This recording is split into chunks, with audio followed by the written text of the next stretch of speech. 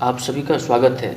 आज हम लोग बिहार पुलिस अग्निशमन सेवा भर्ती परीक्षा जो कि 27/3/2022 को द्वितीय पाली में संपन्न हुआ था, उसका सारा क्वेश्चन हम लोग देखने वाले हैं, जो कि पूरे 100 क्वेश्चन का सेट है ना। उसका पूरा डिटेल एक्सप्लेनेशन के साथ हम लोग आज करेंगे। ठीक है, तो आज का हमारा पहला प्रश्न है, कुनो राष्ट्रीय उद्यान कहाँ स्थित है? कुनो राष्ट्रीय उद्यान कहाँ स्थित है? बड़ा ही चर्चा में रहा था दोस्तों कुछ दिन पहले, क्योंकि आपको पता है ये कि नामीबिया से ये कुनो राष्ट्रीय उद्यान में चीता लाया गया था, है ना। तो इसीलिए कुनो राष्ट्रीय उद्यान चर्चा में रहा है। और आपको पता भी होगा कहाँ पे है, तो मध्य प्रदेश में है। कहाँ ये? मध्य प्रदेश में है। कुनो राष्ट्रीय उद्यान कहाँ है? मध्य प्रदेश में है। ठीक है, अगर अपन थोड़ा सा राष्ट्रीय उद्यान की बात करें तो भारत का पहला राष्ट्रीय उद्यान जो है वो जिम कॉर्बेट नेशनल पार्क है। जिम कॉर्बेट यानी इंडियाज फर्स्ट, यानी भारत का India's first national park. India's first national park, Bharat का पहला राष्ट्रीय उद्यान जो है दोस्तों वो है Jim Corbett. Jim Corbett national park. अब कुछ स्टैटिक क्वेश्चन इससे बनता है जिम कॉर्बेट नेशनल पार्क से, उसको देख लेते हैं। सबसे पहली बात तो जिम कॉर्बेट नेशनल पार्क कब बनाया गया था, इसकी स्थापना कब हुई थी? तो 1936 में जिम कॉर्बेट नेशनल पार्क का स्थापना हुआ, जो कहाँ है? उत्तराखंड में। उत्तराखंड में कहाँ पे? तो नैनीताल में, है ना। और वो हमारा भारत का पहला राष्ट्रीय उद्यान है। ठीक है, अब 1936 के बाद एक डेट और आता है इससे संबंधित, 1957 में ये जो जिम कॉर्बेट नेशनल पार्क है, बेसिकली ये जिम कॉर्बेट नेशनल पार्क, इसका नाम 1957 में पड़ा। जिम कॉर्बेट नेशनल पार्क इसका नाम 1957 में पड़ा। 1936 में जब इसकी स्थापना हुई थी, इसका नाम था हेली नेशनल पार्क। क्या नाम था दोस्तों? Heli national park. Heli national park, ठीक है, हेली नेशनल पार्क। और 1957 में इसका नाम हो गया Jim Corbett national park. Jim Corbett national park. ठीक, अभी कुछ दिन पहले, यानी कुछ सालों पहले, ये जिम कॉर्बेट नेशनल पार्क का नाम फिर से बदल दिया गया और रखा गया रामगंगा नेशनल पार्क। क्या रखा गया? Ramganga national park. Ramganga national park, confuse नहीं करेंगे दोस्तों, एक ही नेशनल पार्क है, समय समय के साथ उसका सिर्फ नाम चेंज होता गया है। पहले हेली नेशनल पार्क था। पूछा जा सकता है आपको कि रामगंगा नेशनल पार्क का सबसे पुराना नाम क्या है? तो हेली नेशनल पार्क है। हेली नेशनल पार्क के बाद 1957 में इसका नाम क्या पड़ा था? Jim Corbett national park. और अभी वर्तमान इसका नाम क्या है? तो रामगंगा नेशनल पार्क। ठीक है दोस्तों, आगे बढ़ें। कह रहा है कि यदि एक वृत्त का परिमाप, परिमाप मतलब सर्कमफेरेंस की बात कर रहे हैं, परिमाप और क्षेत्रफल संख्यात्मक रूप से बराबर है तो उस वृत्त की त्रिज्या क्या है? उस वृत्त की त्रिज्या क्या है? कह रहे हैं कि संख्यात्मक रूप से बराबर है, मतलब परिमाप अगर करें, मान लेते हैं, मान लिया कि उस ये जो वृत्त है, मान लिया इस वृत्त का त्रिज्या r है। ठीक है, मान लिया इस वृत्त का त्रिज्या क्या है? r है, तो इसका परिमाप कितना होगा? 2πr। आप जानते होंगे सर्कमफेरेंस क्या होता है? 2πr। और इसका एरिया क्या होगा? πr²। कह रहे हैं दोनों संख्यात्मक रूप से बराबर है। दोनों संख्यात्मक रूप से बराबर है। तो आप देखेंगे पाई से पाई खत्म हो गया, ये आर से इसका एक आर खत्म हो गया, यानी आर का वैल्यू आ गया कितना? 2 यूनिट। आर का वैल्यू कितना आ गया? 2 यूनिट। और यही आर तो आपसे पूछा है, तो इसका मतलब ऑप्शन नंबर बी आपका सही उत्तर होगा। ठीक है दोस्तों, आगे बढ़ते हैं। कह रहा है कि दो पिंडों के बीच गुरुत्वाकर्षण बल आर के निम्न रूप में परिवर्तित होता है। अच्छा ठीक है, ये गुरुत्वाकर्षण के बारे में बात कर रहा है, तो कुछ समझ लेते हैं, उसके बाद फिर आंसर खुद ब खुद अपने आप आ जाएगा। ग्रेविटेशन, लॉ ऑफ ग्रेविटेशन कहता क्या है कि अगर मान लीजिए ये m1 है, कोई मास है, कोई ऑब्जेक्ट है जिसका मास m1 है, और दूसरा कोई ऑब्जेक्ट है दोस्तों जिसका मास क्या है? m2 है, और ये दोनों के सेंटर के बीच का दूरी, सेंटर के बीच का दूरी क्या है? r है। यहाँ पे लोग कंफ्यूज करते हैं दोस्तों, कोई अगर आपको कह रहा है कि यहाँ से यहाँ तक का दूरी r है, तो ये गलत है दोस्तों, क्योंकि ये जो डिस्टेंस होता है ना, ये जो दूरी होता है ना दोस्तों, ये सेंट्रल डिस्टेंस होता है, मतलब ये दोनों मास ऑब्जेक्ट का सेंटर से दूरी लिया जाता है। ठीक है दोस्तों, सेंटर से दूरी लिया जाता है। ठीक है, ये गलत है। तो यहाँ से यहाँ तक का दूरी मान लिया कि r है, तो according to the law of gravitation, gravitation का जो बल आता है, यानी ग्रेविटेशनल फोर्स जो आता है दोस्तों, क्या होता है वो? G m1 m2 by r²। जहाँ पे m1 और m2 क्या है, दोनों बॉडी का मास है। और ये जो g आपको दिख रहा है दोस्तों, ये क्या है, यूनिवर्सल ग्रेविटेशनल कांस्टेंट, एक नियतांक है। ये क्या है, एक नियतांक है, कांस्टेंट है, नियतांक है, ये नियतांक है दोस्तों, ठीक है। एक यूनिवर्सल, इसको बोलते हैं यूनिवर्सल ग्रेविटेशनल कांस्टेंट। तो यहाँ पे क्या कह रहा है कि दो पिंडों के बीच का गुरुत्वाकर्षण बल आर के निम्न रूप में परिवर्तित होता है। तो बल और आर के बीच में रिलेशन आपको निकालना था। आप इसको आप ऐसे भी लिख सकते हैं, यानी फोर्स इक्वल्स टू, आप ऐसे भी लिख सकते हैं इसको, फोर्स इक्वल्स टू 1/r²। देखिए r² है ना, यहाँ पे r² है ना, इसको हमने क्या किया, 1/r² लिख दिया। और g m1 और m2 एज इट इज जो था वो मैंने ऐसे लिखा। तो आप देख रहे हैं कि फोर्स और r के बीच में रिलेशन क्या है, फोर्स इक्वल्स टू 1/r²। तो हमारा आंसर बनेगा क्या, यहाँ पर तो नहीं दिया हुआ है, मान लीजिए ये ऑप्शन r³ है और यहाँ पे r² है, तो ऑप्शन नंबर डी हमारा सही होगा, ऑप्शन नंबर डी हमारा सही होगा। अब यहाँ पे कुछ एक्स्ट्रा फैक्ट जो कि जानना बहुत ज़रूरी है हम सभी के लिए, ठीक है, उसको जानते हैं। क्या जानते हैं, ये जो आपने मैंने बताया अभी, ये नियतांक है यूनिवर्सल ग्रेविटेशनल कांस्टेंट, इसका वैल्यू आपको पता होना चाहिए, न्यूमेरिकल वैल्यू है ना, इसका मान आपको पता होना चाहिए। इसका मान कितना है दोस्तों, 6.67 यानी 6.67 इंटू 10⁻⁻11 न्यूटन मीटर स्क्वायर पर kg², ठीक है। कभी कभी तो दोस्तों सिर्फ यही पूछ लिया जाता है कि जी का यूनिट क्या है, तो इसीलिए आप याद रखेंगे न्यूटन मीटर स्क्वायर पर kg², न्यूटन मीटर स्क्वायर पर kg²। अगर इसका यूनिट आपको याद नहीं है तो भी कोई दिक्कत नहीं है, आप निकाल सकते हैं। कैसे निकाल सकते हैं, मैं अभी बताता हूँ। आप पहले इसको याद करें, जी का मान कितना है, 6.67 इंटू 10⁻⁻11 न्यूटन मीटर स्क्वायर पर kg²। फिर से एक बार बोलेंगे दोस्तों, 6.67 इंटू 10⁻⁻11 न्यूटन मीटर स्क्वायर पर kg², ठीक है।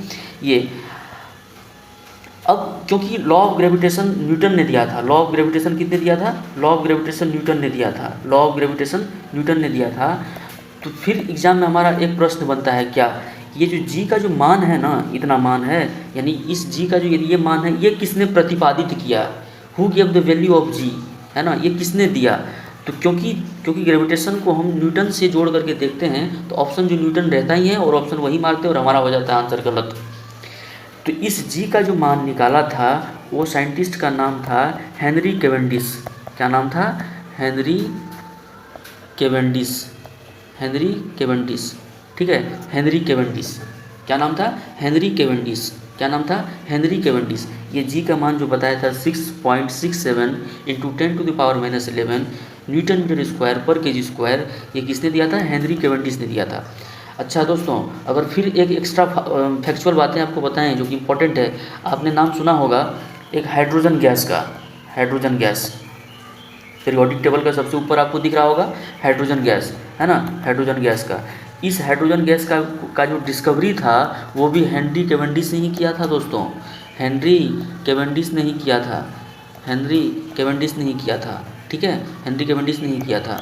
और यही हेनरी कैवेंडिश ने ही जी का मान बताया, कितना बताया, 6.67 इंटू 10⁻⁻11 न्यूटन मीटर स्क्वायर पर kg²। अब मैंने बताया था कि आपको अगर ये यूनिट याद नहीं भी रहेगा तो भी आप निकाल सकते हैं एग्जाम में, वो कैसे, तो ज़रा इसको एक बार देख लेते हैं, फिर आगे बढ़ेंगे। मैंने बताया कि ग्रेविटेशनल फोर्स का जो फॉर्मूला होता है वो होता है G m1 m2/r²। r क्या है, यहाँ पे दो मास के बीच का दूरी है। हमको क्या करना है, ये फॉर्मूला अगर आपको याद है तो आप जी का मान निकाल सकते हैं, यानी जी का यूनिट निकाल सकते हैं। कैसे, एक बात बताएं, क्या हमको ऐसे लिख सकते हैं F_r² बराबर G m1 और m2, क्या ऐसा लिख सकते हैं, हाँ लिख सकते हैं। क्या ऐसा लिख सकते हैं F_r² m1 और m2 बराबर G, क्या ऐसा लिख सकते हैं, हाँ लिख सकते हैं। बस आप इसको देखिए, आपका आंसर आ गया, इसको देखिए, कहिए कैसे, बताइए। यहाँ फोर्स है, ये डिस्टेंस है, ये मास है और ये भी मास है। तो फोर्स का यूनिट क्या होता है, न्यूटन। ये क्या है, दूरी का स्क्वायर है, मतलब दूरी का यूनिट क्या होता है, मीटर, उसका न्यूटन मीटर स्क्वायर। डिवाइड है m1 और m2, m1 क्या है, मास है, मास का यूनिट क्या होता है, kg। और ये m2 भी क्या है, मास, इसका भी यूनिट क्या होता है, kg। तो kg इंटू kg क्या होगा, kg²। तो आ गया ना न्यूटन मीटर स्क्वायर पर kg², आ गया ना न्यूटन मीटर स्क्वायर पर kg², ठीक है, आपको याद करने की कोई ज़रूरत नहीं है। आपको अगर ये पता है तो आप निकाल सकते हैं, हालांकि याद हो तो आप समय बचा सकते हैं और ये अच्छी बात है। आगे बढ़ते हैं भाई। ठीक है, कह रहा है कि भारत का सबसे लंबा बांध कौन सा है। सबसे लंबा बांध आपको बताना है। सबसे लंबा बांध जो है वो क्या है, हीराकुंड बांध है। क्या है वो, हीराकुंड बांध है। ऑप्शन नंबर ए आपका सही होगा। हीराकुंड बांध कहाँ है, तो उड़ीसा में है। कहाँ पे है, उड़ीसा में है। किस नदी पे है, तो महानदी पे है। कहाँ पे है, महानदी पे है ना। अगर आपसे पूछे कि भारत का नहीं, दुनिया का सबसे लंबा नदी बांध कौन है, दुनिया का सबसे लंबी नदी बांध कौन है, दुनिया की सबसे लंबी नदी बांध कौन है, तो भी आंसर उसका हीराकुंड ही होगा। याद रखिएगा दोस्तों, भारत का सबसे लंबा बांध हीराकुंड तो है ही, लेकिन अगर सवाल ऐसा पूछ दे कि दुनिया की सबसे लंबी नदी बांध कौन है, हीराकुंड बांध है, जो कि महानदी पे है। महानदी पे कहाँ पे, तो उड़ीसा में है ना। उड़ीसा में है, संबलपुर जिला है एक, वहीं पे है। ठीक है, अगर अपन बात करें टिहरी बांध, देखिए ये भी इंपॉर्टेंट है। टिहरी बांध कहाँ है, तो उत्तराखंड में है। कहाँ है दोस्तों, उत्तराखंड में है। कहाँ है दोस्तों, उत्तराखंड में। टिहरी बांध कहाँ है, उत्तराखंड में है। टिहरी बांध कहाँ है, उत्तराखंड में है। अच्छा, उत्तराखंड का ही पुराना नाम उत्तरांचल है। उत्तराखंड का ही पुराना नाम क्या है, उत्तरांचल है। तो टिहरी बांध उत्तराखंड में है। कौन सी नदी पे है, तो भागीरथी नदी पे है। कौन सी नदी पे है, भागीरथी नदी पे है। कौन सी नदी पे है, भागीरथी नदी पे। और दोस्तों ये जो है ना भागीरथी पे है, और सबसे ऊंचा बांध है ये टिहरी बांध जो है दोस्तों, ये भारत का सबसे ऊंचा बांध है। ऊंचा बांध मतलब हाइट में, है ना। क्या है ये, हाइट में सबसे ऊंचा बांध है। आगे बढ़ें, चलिए ठीक है, आगे बढ़ते हैं भाई। अगला क्वेश्चन कहता है कि एक कूलर का अंकित मूल्य आपको दे रखा है 4200 रुपया, और दुकानदार इसको 3696 रुपया में बेचता है, तो छूट प्रतिशत आपको निकालना है, मतलब परसेंटेज डिस्काउंट आपको निकालना है। परसेंटेज डिस्काउंट आप जानते हैं, मैंने बता रखा है पहले वाले वीडियो में। आप प्रीवियस वीडियो आप ज़रूर देखें, आपको 100% फ़ायदा मिलने वाला है। और पूरा वीडियो देखें दोस्तों, तभी फ़ायदा मिलेगा। मैंने बता रखा है कि डिस्काउंट जब भी निकलेगा दोस्तों, वो हमेशा मार्क्ड प्राइस पे यानी अंकित मूल्य पे निकलेगा। ठीक है, यहाँ पे अंकित मूल्य आपका 4200 है और सेलिंग प्राइस आपको 3696 है। तो परसेंटेज डिस्काउंट यानी छूट प्रतिशत निकालने के लिए आप क्या करेंगे कि अंकित मूल्य में से सेलिंग प्राइस को घटा देंगे, और नीचे क्योंकि नीचे MP लिखेंगे। क्यों लिखेंगे MP, क्योंकि डिस्काउंट निकलता ही है MP से, और परसेंटेज निकालना है, इसीलिए गुना 100 से करेंगे। बहुत बढ़िया। तो आप क्या करेंगे भैया, 4200 में से 3696 आप निकाल देंगे, कितना बचेगा, 4 हो गया, 4 37 5 यानी 504 हो गया। 504 हो गया, घटा दिए, और नीचे आया कितना, 4200। ठीक है, इसको 100 से गुना कर देंगे। आप कर देंगे तो खत्म हो गया। 42 से 504 घटेंगे, 8 1 बचा कितना, 8, यानी 42 गुना 84 यानी 12% आपका सही उत्तर होगा। ऑप्शन नंबर कितना है, बी। Option number B. ठीक है, ऑप्शन नंबर बी आपका सही उत्तर होगा, कोई दिक्कत नहीं। अच्छा, कह रहा है कि दो पूरक कोण का योग कितना होगा, ये भी मैंने बता रखा है पहले वाले वीडियो में, और इसको समझा भी रखा है, पूरा समझाया भी है पूरा, कि दो कोण का जो सम होगा, दो कोण का जो योग होगा वो पूरक कोण होगा कब होगा, समपूरक कोण होगा कब होगा। ठीक है, मैंने ये बता रखा है, आप जरूर जाके देखें। हालांकि इसका आंसर होगा पूरक कोण के लिए 90 डिग्री। अगर दो कोण का योग अगर 90 डिग्री है तो वो पूरक कोण कहलाएगा। अगर दो कोण का योग अगर 180 डिग्री है तो वो समपूरक कहलाएगा। क्या कहलाएगा, समपूरक कहलाएगा। ठीक है, समपूरक याद रखिएगा, सम में 180 डिग्री आएगा समपूरक में। अगर सिर्फ पूरक पूछा है, दो कोणों का योग 90 डिग्री होगा। ठीक है, आगे बढ़ते हैं दोस्तों। आगे कह रहा है कि भारत के ग्रामीण क्षेत्रों में किस प्रकार की बेरोजगारी पाई जाती है। अच्छा ठीक है, ये भी सवाल प्रीवियस ईयर का ही है, ये भी पहले ही मैंने लेक्चर में बता रखा है पहले वाले वीडियो में। ठीक है, अब सबसे पहले एक बात बताएं कि ग्रामीण क्षेत्रों में सबसे ज़्यादा रोजगार का साधन है क्या। ग्रामीण क्षेत्रों में सबसे ज़्यादा रोजगार का साधन है क्या, तो आप कहेंगे कृषि है। बहुत बढ़िया, कृषि है ग्रामीण क्षेत्रों में। और कृषि के साथ एक समस्या है दोस्तों, कृषि के साथ समस्या क्या है कि कृषि पूरे 12 महीने चलने वाला सेक्टर नहीं है। इसमें बीच में क्या होता है, गैप हो जाता है। क्या हो जाता है, गैप हो जाता है। और वो गैप जो है ना, वो गैप ही छिपी हुई बेरोजगारी का कारण बनता है। ठीक है, वो गैप जो मिलता है आपको छिपी हुई बेरोजगारी के कारण, मतलब कृषि में आपको छिपी हुई यानी प्रच्छन्न बेरोजगारी देखने को मिलती है। कृषि में प्रच्छन्न बेरोजगारी यानी छिपी हुई बेरोजगारी देखने को मिलती है। तो यहाँ पर आप देखिए भारत के ग्रामीण क्षेत्रों में किस प्रकार की बेरोजगारी पाई जाती है, तो छुपी हुई बेरोजगारी पाई जाती है दोस्तों। ऑप्शन नंबर बी आपका सही उत्तर होगा, है ना। आगे बढ़ते हैं। कह रहा है आपको कि अंग्रेजी का क्वेश्चन है भाई, क्या है, अंग्रेजी का क्वेश्चन है, अंग्रेजी का प्रश्न है। अंग्रेजी कह रहा है कि he saw that the clock dash stopped. अच्छा कोई बात नहीं, अंग्रेजी है तो क्या हो गई, he saw that the clock stopped. ये इसको देखिए तो पकड़ के तो सॉ को, क्या ये पास्ट टेंस में आपको दिख रहा है, हाँ दिख रहा है ना। तो इसका मतलब यहाँ जो वर्ब आने वाला है, क्या वो वर्ब हम क्या प्रेजेंट में लगा दें? नहीं। क्या फ्यूचर में लगा दें? नहीं। तो आप यहाँ पे देखिए तो पास्ट में कौन सा दिख रहा है? क्या ये पास्ट है? क्या ये पास्ट है? क्या ये पास्ट है? ऑप्शन नंबर डी मारिए, आगे बढ़ते चलिए, कोई दिक्कत नहीं। हाँ ना बोलिए दोस्तों। आगे कहता है भारत की लोकसभा की प्रथम महिला अध्यक्ष कौन रही है? बहुत बढ़िया सवाल है भैया, है ना। अपने बिहार की ही रहने वाली है, आपने आंसर कर दिया होगा, बोलिए हाँ या ना। इसका आंसर होगा ऑप्शन नंबर बी। इसका आंसर होगा option number B, Meera Kumar, है ना। कुमार से मत समझ आना कि ये मेल है, फीमेल है भाई साहब, है ना, महिला है, मीरा कुमार, है ना। मीरा कुमार जो है वो क्या है? प्रथम महिला अध्यक्ष रही है किस लोकसभा की, ठीक है। ये मीरा कुमार वही है दोस्तों, जगजीवन राम जी जो है ना, जो केंद्रीय मंत्री रहे हैं, उनकी पुत्री हैं, उनकी क्या है? उनकी पुत्री हैं जगजीवन राम की। किनकी? जगजीवन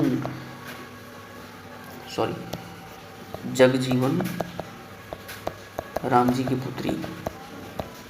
कौन? मीरा कुमार। कौन? मीरा कुमार, ठीक है। लोकसभा के प्रथम महिला अध्यक्ष रही है। कब से कब तक रही है ये? 2009 से लेकर के 2014 तक रही है ना। 2009 से लेकर के 2014 तक दी है, कोई दिक्कत नहीं। अगर आपसे एक और डिटेल पूछ दे, लोकसभा से सवाल अक्सर पूछा जाता है कि लोकसभा के प्रथम अध्यक्ष कौन है? लोकसभा के प्रथम अध्यक्ष कौन है, मतलब first speaker, who was the first speaker of Lok Sabha? तो जीवी मावलंकर, ठीक है। जीवी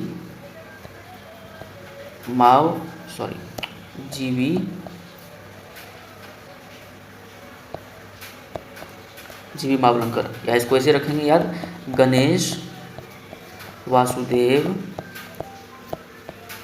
मावलंकर। इंपॉर्टेंट क्वेश्चन है दोस्तों, इसलिए लिख के बता रहा हूँ आपको, मावलंकर, ठीक है। गणेश वासुदेव मावलंकर ये लोकसभा के पहले अध्यक्ष थे, लोकसभा के पहले अध्यक्ष थे, ठीक है। अगर पूछे कि मीरा कुमार किस सत्र के लोकसभा के अध्यक्ष बनी थी? 15वीं लोकसभा के अध्यक्ष बनी थी 2009 से 2014 तक का, ठीक है। आगे बढ़ते हैं।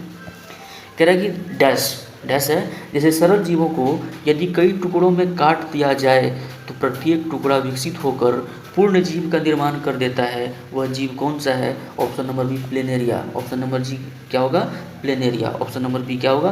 प्लेनेरिया। इसका प्लेनेरिया में क्या होता है दोस्तों? रीजेनरेशन की पावर बहुत ज़्यादा होती है, रीजेनरेशन, है ना। प्लेटी हेलमिंथेस वाले फाइलम से यह आता है ना। रीजेनरेशन की पावर बहुत ज़्यादा होती है। इसको आप जितना टुकड़ा करेंगे और उसमें क्या होगा?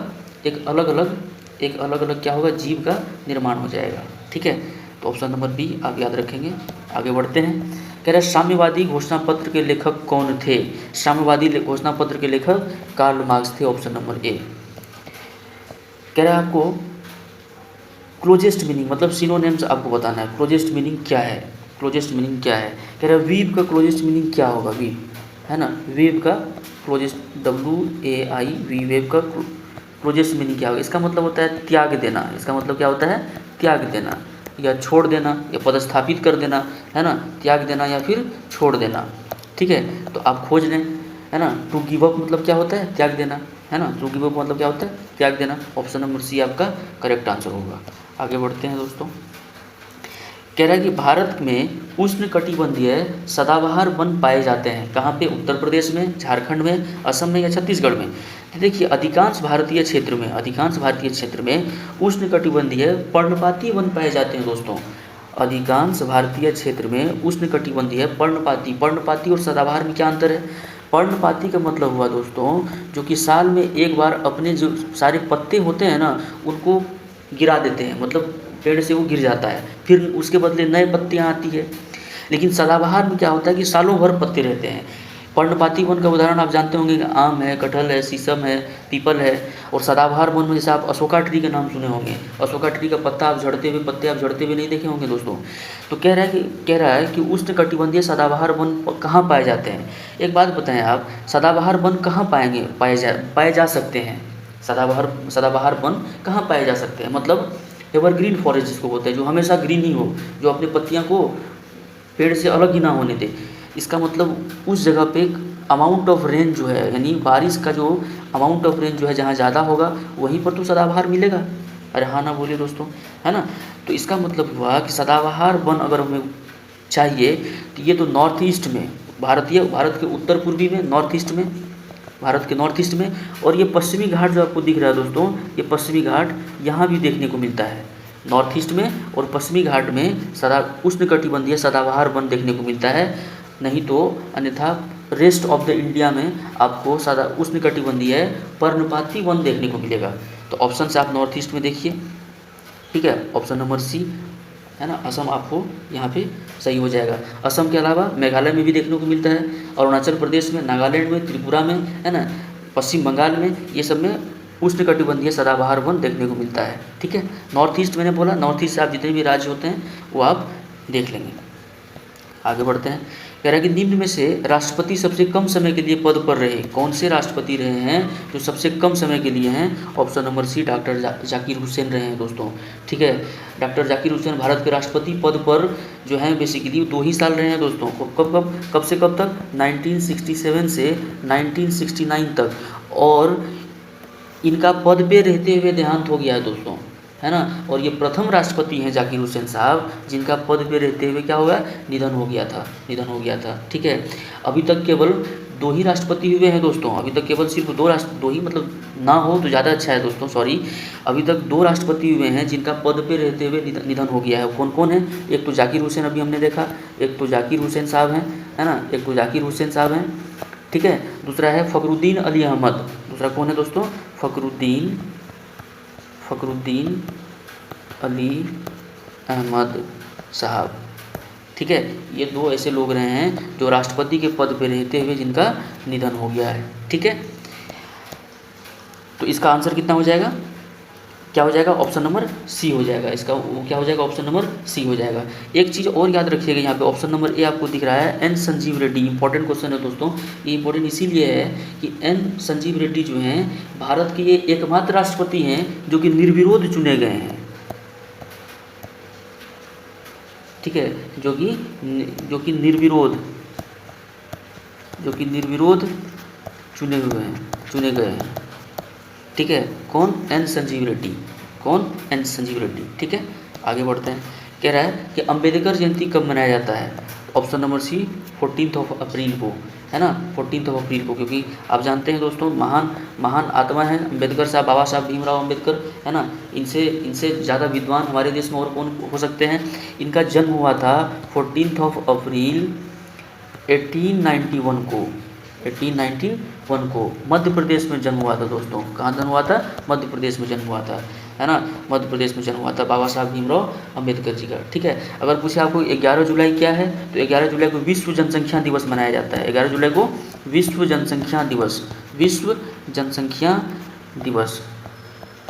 ऐसे याद रखेंगे, 11 जुलाई को एक एक करके हम लोग बढ़ रहे हैं, 11 जुलाई से क्या करेंगे? एक एक करके हमारी जनसंख्या बढ़ रही है। विश्व जनसंख्या दिवस 11 जुलाई को मनाया जाता है। ठीक है, अब 12 जून आपको दिख रहा है दोस्तों। 12 जून क्या है दोस्तों? 12 जून है श्रम बाल निषेध दिवस, है ना। विश्व श्रम बाल छोटे बच्चे को जो काम पे लगाया जाता है दोस्तों, उनका निषेध, उनको रोकने के लिए 12 जून को श्रम बाल निषेध दिवस मनाया जाता है।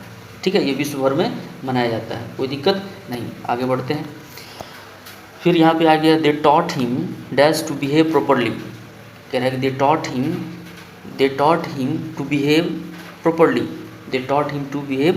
कह रहा है दे टॉट हिम, अब देखिए कह रहा है कि उसको सिखाया कि आपको प्रॉपरली बिहेव कैसे करना है ना। जैसे आप ऐसे बोल सकते हैं कि वी नो, ऐसे इससे जोड़िए, we know how to read properly, है ना। हम लोग जानते हैं कि सही तरीके से कैसे पढ़ना चाहिए, है ना। उसी तरीके से इसको आप बनाएंगे, they taught him how to behave properly, है ना, कोई दिक्कत नहीं। ऑप्शन नंबर डी होगा सही उत्तर। आगे बढ़ते हैं, कह रहा है कि आविन्यो कहाँ का प्रमुख कला केंद्र रहा है? आविन्यो दोस्तों फ्रांस का एक प्रमुख कला केंद्र रहा है। आविन्यो याद रखिएगा, आविन्यो फ्रांस का एक प्रमुख कला केंद्र रहा है। ऑप्शन नंबर डी आपका करेक्ट होगा।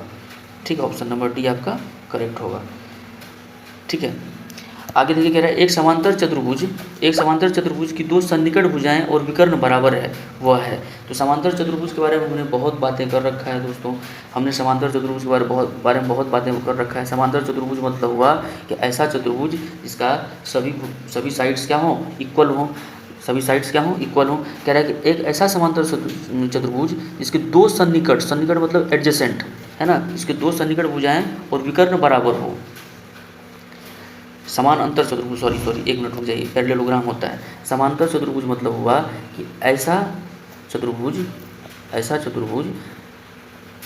चतुर्भुज जिसके आमने सामने भुजा जो हों क्या हो, आमने सामने भुजा क्या हो, बराबर हो, आमने सामने वाली भुजा क्या हो, बराबर हो। ये बराबर ये ऑलरेडी होता है, ये बराबर ये ऑलरेडी होता है, ठीक है।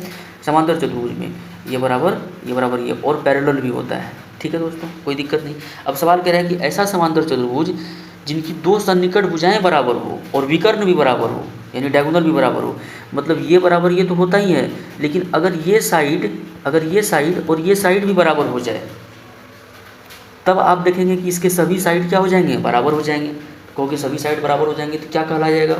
और कह रहा है कि डायगोनल भी इक्वल होना चाहिए, तभी ऐसा समांतर चतुर्भुज जिसकी हर एक साइड बराबर हो और उसके विकर्ण यानी डायगोनल भी बराबर हो, तो वो स्क्वायर कहलाता है, वर्ग कहलाता है। क्या कहलाता है, वर्ग कहलाता है। ऑप्शन नंबर ए आपका सही होगा। कह रहा है कि दिस रूल इज अप्लीकेबल, मैंने बताया है दोस्तों, क्या बताया है प्रीवियस लेक्चर में या प्रीवियस सेट में हमने बता रखा है कि अप्लीकेबल अपने साथ हमेशा एक फिक्स्ड प्रीपोजिशन लेता है।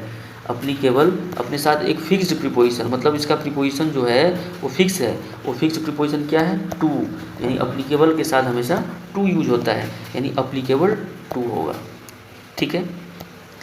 कह रहा है कि विश्व स्वास्थ्य दिवस कब मनाया जाता है, तो 7 अप्रैल को मनाया जाता है। कब मनाया जाता है, 7 अप्रैल को। क्यों मनाया जाता है दोस्तों, क्योंकि 7 अप्रैल 1948 को WHO की स्थापना हुई। WHO वर्ल्ड हेल्थ ऑर्गेनाइजेशन 1948 में, कब, 7 अप्रैल 1948 में WHO की स्थापना हुई, है ना, WHO की स्थापना हुई। और इसीलिए 7 अप्रैल को हम क्या मनाते हैं, विश्व स्वास्थ्य दिवस। आप बताएं मेरे को कि WHO का हेड क्वार्टर मुख्यालय कहाँ है, तो जेनेवा में है। कहाँ पे है, जेनेवा में है। जेनेवा कहाँ है, तो स्विट्जरलैंड में है, ठीक है। आगे बढ़ते हैं।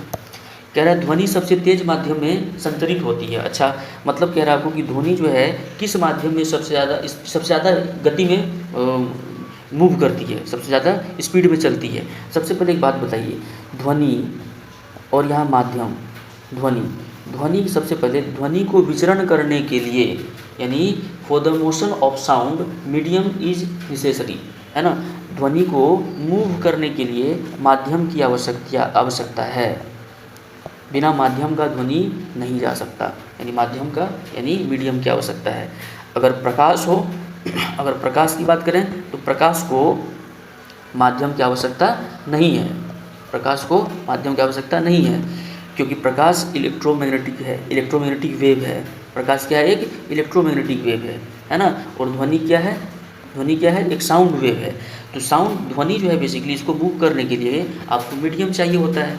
अब बात क्या है, इसका फंडा समझिए आप कि आखिर ध्वनि को मूव करने के लिए मीडियम की आवश्यकता है। तो ध्वनि का मोशन कैसा है, यानी साउंड यानी मोशन ऑफ साउंड डिपेंड किस पे करता है। देखिए थोड़ा सा समझेंगे, कभी भूलेंगे नहीं इसको। मोशन ऑफ साउंड मतलब ध्वनि का गति किस पे डिपेंड करता है। ये डिपेंड करता है दोस्तों वाइब्रेशन पे। किस पे डिपेंड करता है, वाइब्रेशन पे। वाइब्रेशन मतलब कंपन पे। किस पे, कंपन पे। किसका कंपन, तो जो एटम्स यानी माध्यम का पार्टिकल्स पे। माध्यम किसका कंपन, माध्यम, ठीक है। माध्यम का जो कण है उसका कंपन पे डिपेंड करता है साउंड का मोशन, ठीक है। ध्वनि तेज चलेगी या धीमी चलेगी या ध्वनि की रफ्तार कितनी होगी, वो निर्भर करता है कंपन पे। किसके कंपन पे, तो जिस माध्यम में आप ध्वनि को चला रहे हैं उस माध्यम का जो कण है उसके कंपन पे डिपेंड करता है। मतलब जितना ज़्यादा वाइब्रेशन होगा उतना ज़्यादा स्पीड होगा किसका, साउंड का। जितना कम वाइब्रेशन होगा उतना कम स्पीड होगा। अब जरा एक बात बताइए, मैं 3 चीज़ें बनाता हूँ। एक बना दिया मैंने लकड़ी, ये बना दिया मैंने लकड़ी। बहुत बढ़िया भाई साहब, क्योंकि ये माध्यम ही तो है, सॉलिड मीडियम है भाई साहब। मैंने बना दिया एक लकड़ी, और मैंने यहाँ पर रखा एक पानी, एक कंटेनर में हमने रख दिया पानी। क्या रख दिया हमने, पानी। और ये पानी है, ठीक है, ये पानी है। ये पानी है, और हमने एक कंटेनर में रख दिया हवा। हवा तो मान लो इन्वायरमेंट में खुद ही है, ये गैस है। कहने का मतलब ये हमने रख दिया सॉलिड, ठीक है, ये हमने रख दिया लिक्विड, द्रव रख दिया इसको, ये ठोस, द्रव और ये गैस, ठीक। अब मुझे एक बात बताओ कि ये तीनों मीडियम, ये तीनों क्या है, पहला मीडियम, ये दूसरा मीडियम और ये तीसरा मीडियम, तीनों अपने आप में मीडियम है दोस्तों। ये तीनों मीडियम अगर हम बात करें, तीनों मीडियम में कण है, मतलब एटम्स हैं, अणु है, परमाणु है, इसमें भी है, इसमें भी है, इसमें भी है। अच्छा, बहुत बढ़िया भाई साहब। तीनों मीडियम में अगर अपन बात करें तो ज़रा एक बात बताइए, एटम्स के बीच में गैप सबसे ज़्यादा कहाँ है? देखोगे यहाँ है, और उससे कम गैप कहाँ है? यहाँ है। यानी अणु और परमाणु के बीच की दूरियाँ सबसे, यानी सबसे सघन कहाँ पे है? यहाँ पे, यानी सॉलिड में बहुत डेंस है, बहुत सघन है। अब जरा सोचें, आपने ये वाले एटम को थोड़ा सा ऐसे करके टच करा, ऐसे करके टच कर दिया, तो जैसे ही आप टच करेंगे तो इसमें कंपन होगा। लेकिन ये वाले एटम्स और ये वाले एटम्स के बीच में डिस्टेंस बहुत ज़्यादा है, डिस्टेंस क्या है? बहुत ज़्यादा है, तो इसका कंपन का इफेक्ट इस पर बहुत ज़्यादा पड़ने वाला नहीं है। मतलब ओवरऑल इस पर वाइब्रेशन क्या होगा? कम होगा। इससे ज़्यादा वाइब्रेशन इस पर होगा क्योंकि इसका जो अणु और परमाणु है थोड़ा ज़्यादा क्लोज है, और सबसे ज़्यादा वाइब्रेशन कहाँ होगा? सॉलिड में। क्यों? क्योंकि यहाँ पे बहुत ही कम्पैक्ट है, कौन? एटम्स। एटम्स एंड मॉलिक्यूल्स जो है बहुत ही डेंस है, कंडेंस फॉर्म में है। इसका मतलब सबसे ज़्यादा वाइब्रेशन क्रिएट कहाँ होने वाला है? सॉलिड में। और जहाँ पे ज़्यादा कंपन होगा वहाँ पे साउंड की रफ्तार उतनी ज़्यादा होगी। इसका मतलब हमें समझ में आया कि ध्वनि की रफ्तार सबसे ज़्यादा कहाँ पे? ठोस में, उसके बाद फिर द्रव्य में, उसके बाद फिर कहाँ पे? गैस में। पूरा क्लियर हो गया? कभी इसमें आप कन्फ्यूज नहीं करेंगे, ठीक है। आगे बढ़ते हैं। इसका आंसर एक्चुअल में क्या होगा अब दे सकते हैं, ऑप्शन नंबर ए।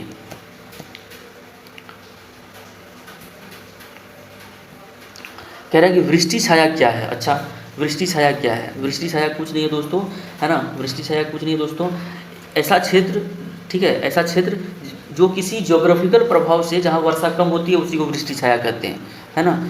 भूगोलीय प्रभाव के कारण जहाँ पे वर्षा कम होती है वही क्या कहते हैं? वृष्टि छाया कहते हैं, है ना। ऑप्शन नंबर ए सही उत्तर होगा आपका।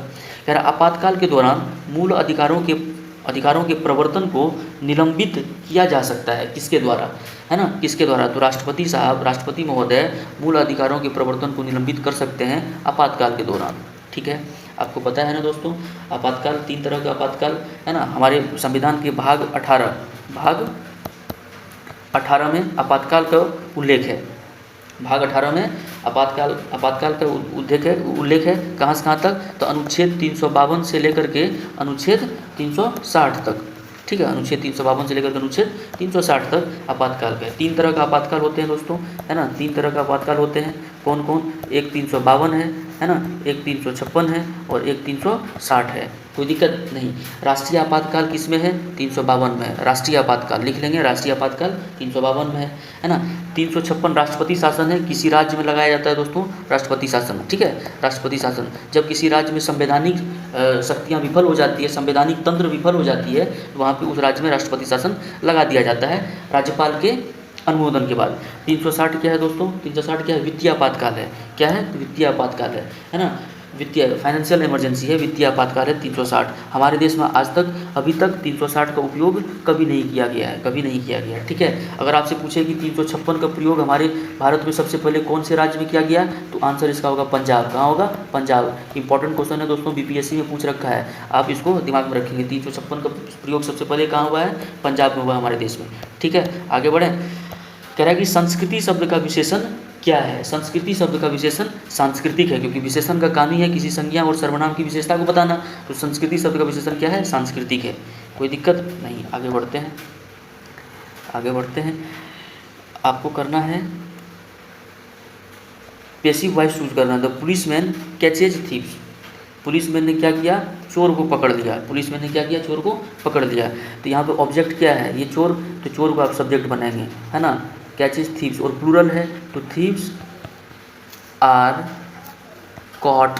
कैचेज का क्या हो जाएगा? V3 बनाएंगे, कॉटेड, कॉट बाय, और जो सब्जेक्ट था वो अभी ऑब्जेक्ट बन जाएगा। सब्जेक्ट पहले क्या था? पुलिसमैन, और ऑब्जेक्ट बने कॉट बाय द पुलिसमैन। आप देख लीजिए कौन सा ऑप्शन है, और है ना। तो विल बी हैप्पी नहीं, तो क्या होगा? ऑप्शन नंबर डी आपका करेक्ट आंसर हो जाएगा, ठीक है। कह रहा है कि 1 जूल बराबर होता है, 1 जूल बराबर होता है भाई साहब 1 न्यूटन मीटर के। याद रखिएगा 1 जूल बराबर होता है 1 न्यूटन मीटर के। आपका सही उत्तर होगा 1 न्यूटन मीटर। ठीक है, ऑप्शन नंबर ए आपका करेक्ट होगा। आगे देखते हैं, कहता है आगे देखते हैं, कह रहा है कि श्रृंखला की अगली संख्या क्या है। सबसे पहले देखिए क्या है अगली संख्या। 2 से 5 हुआ, 2 से 5 कितना बढ़ा, 3 बढ़ा। 5 से 10 हुआ, 5 बढ़ा, है ना। पहले देखिए, पहले 3 बढ़ा, उसके बाद फिर 5 से 10 हुआ, 5 बढ़ा, उसके बाद फिर 10 से 17 हुआ, 7 बढ़ा, फिर 17 से 26 हुआ, 9 बढ़ा, फिर उसके बाद 26 से 37 हुआ, 11 बढ़ा। इसका मतलब 37 में क्या और बढ़ेगा, 2 2 देखिए, 3 2 5 2 7 2 9 2 11 2 13 बढ़ेगा, यानी 13 जोड़ेंगे तो कितना आ जाएगा, आपका आंसर होगा 50।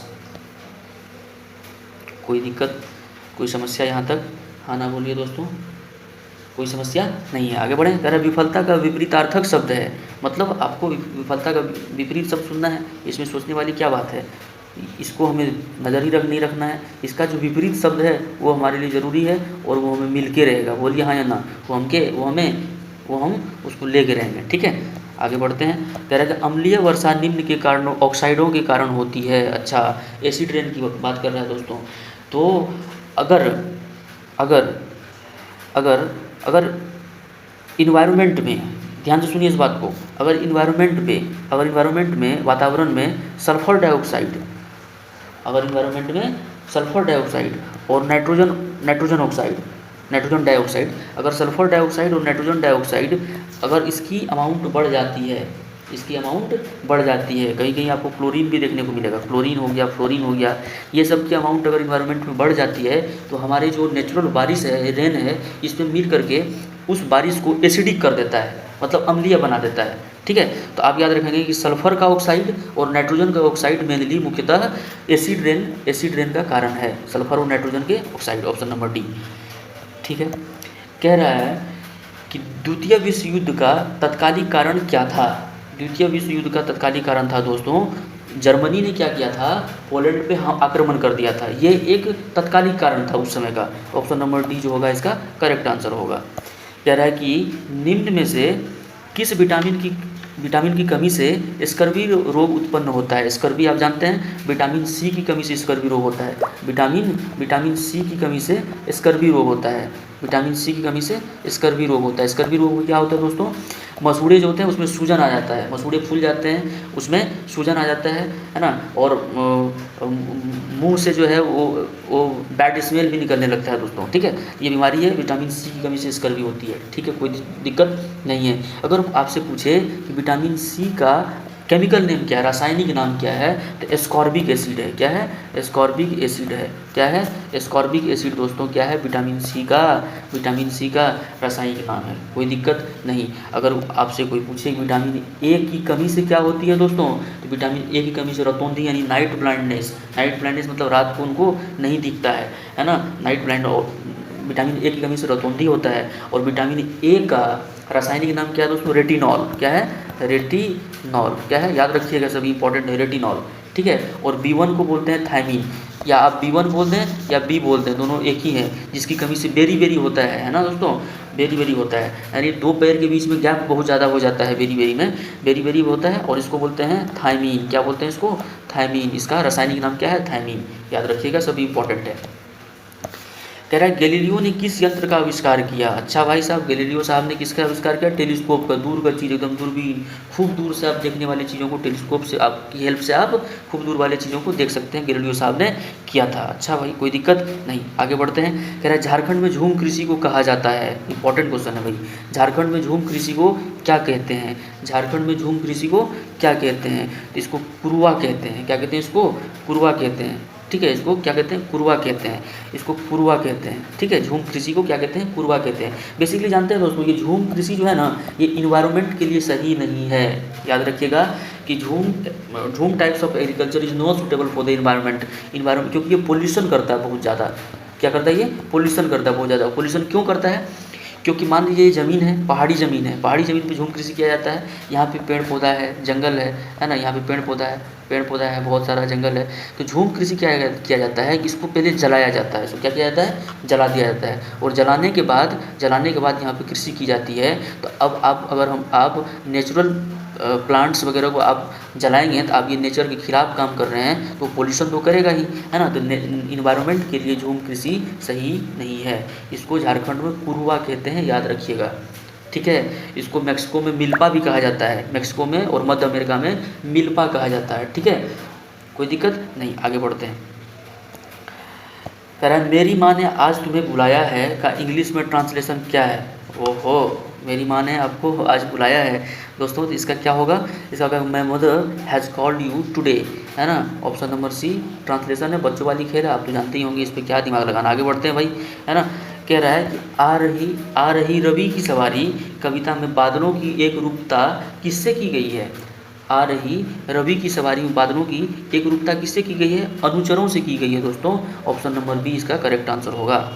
कह रहा है निषेचन के पश्चात बीजांड से एक कठोर आवरण विकसित होता है तथा यह डैश में विकसित हो जाता है। समझ गए सवाल क्या कह रहा है? कह रहा है कि निषेचन के पश्चात मतलब आफ्टर फर्टिलाइजेशन बीजांड से एक कठोर आवरण विकसित होता है तथा यह डैश में विकसित होता है, तो ये फल में विकसित होता है दोस्तों। ऑप्शन नंबर सी आप करेक्ट करेंगे, ये फल में विकसित होता है, ठीक है। कह रहे कि भारत की स्थल सीमा की कुल लंबाई कितनी है? ओहो, आप तो ये जानते होंगे, भारत में स्थल सीमा की कुल लंबाई कितनी है? 15,200 kilometre. Option number C 15,200 kilometre इसकी स्थल सीमा की लंबाई है दोस्तों। और भारत की तटीय भाग की लंबाई कितना है पता है आपको दोस्तों? 7,516.6 किलोमीटर।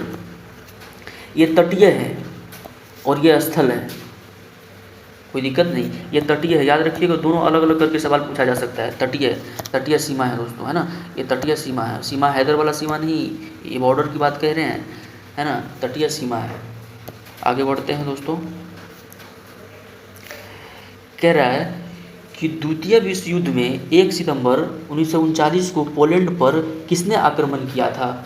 किसने आक्रमण किया था भाई साहब? 1939 पे हिटलर साहब, ये बैठने वाले कहाँ हैं? एडोल्फ हिटलर साहब ने, इन्होंने पोलैंड पे आक्रमण कर दिया था भाई साहब 1939 में। और 1945 में हिटलर साहब की मृत्यु हो गई थी, है ना। नाजी पार्टी 1919 में नाजी पार्टी, जिसको जर्मन वर्कर्स पार्टी भी कहा जाता है, वो बनाया गया था जर्मनी में, ठीक है। और 1921 में एडोल्फ हिटलर उनका फ्यूरर बने थे, मतलब नेता बने थे। और ये इधर उधर तानाशाह थे बेसिकली, है ना। पोलैंड पे इन्होंने 1939 में क्या किया था? आक्रमण कर दिया था, ठीक है। आगे बढ़े। कह रहा विद्वान का विलोम है, विद्वान का विलोम क्या होगा? कहने की कोई बात थोड़ी ना है। आगे बढ़ते हैं। कह रहा है टेस्ला ने किस शहर में इलेक्ट्रिक वाहनों के लिए भारतीय सहायक कंपनी पंजीकृत की है? 2021 के अनुसार की है। इसका सही उत्तर होगा ऑप्शन नंबर डी, बेंगलोर में। आप जानते हैं दोस्तों, टेस्ला जो है, टेस्ला इलॉन मस्क का एक इलेक्ट्रिक व्हीकल वाली कंपनी है ना। इलेक्ट्रिक कार बनाती है टेस्ला। इलॉन मस्क अभी जो तत्कालीन ट्विटर का मालिक है दोस्तों, खरीद लिया ट्विटर को। बहुत ही खतरनाक इंसान है भाई ये साहब, है ना। इनका फिजिक्स से मोहब्बत देखिए, इन्होंने अपना कंपनी का नाम टेस्ला नाम से रखा है। टेस्ला कौन है पता है आप दोस्तों? निकोला टेस्ला के बारे में आप जानते होंगे। निकोला टेस्ला क्या है? निकोला टेस्ला एक बड़ा ही बेजोड़ के साइंटिस्ट, यानी बहुत ही खतरनाक फिजिसिस्ट हुए हैं। इन्होंने ही इलेक्ट्रिक फील्ड और मैग्नेटिज्म का रिलेशन, यानी इलेक्ट्रिक फील्ड के बारे में बताया है दोस्तों। इलेक्ट्रिक फील्ड के बारे में बताया दोस्तों। ये जो अल्टरनेटिंग करंट आता है ना, एसी जो हमारे घरों में लाइट बल्ब पंखा चलती है, ये अल्टरनेटिंग करंट की वजह से होती है, एसी की वजह से। ये एसी में इनका बहुत बड़ा योगदान है दोस्तों, निकोला टेस्ला का। तो इसीलिए उन्हीं के नाम पे इन्होंने टेस्ला कंपनी स्थापना किया है। आगे बढ़ें। सर्वप्रथम यूरोपियन व्यापारी जो हिंद चीन आए थे, मैंने कल भी इनको बताया था अपने वीडियो में, पुर्तगाली आए थे। ऑप्शन नंबर सी करेक्ट होगा इसका आंसर, ठीक है। कह रहा है सिंधु तथा सतलज नदी के मध्य हिमालय को जाना जाता है। सिंधु तथा सतलज नदी के मध्य हिमालय को जाना जाता है। सिंधु तथा सतलज नदी के मध्य हिमालय को जाना जाता है। सिंधु तथा सतलज नदी के मध्य हिमालय को जाना, इसको पहले समझते हैं। देखिए, हिमालय का वर्गीकरण किया गया है नदी के अकॉर्डिंग। हिमालय का वर्गीकरण किया गया है नदी के अकॉर्डिंग। कौन कौन से हिमालय हैं? पहला देखिए, पहला हिमालय, ठीक है। पहला हिमालय देखिए, पहला हिमालय है दोस्तों पंजाब हिमालय।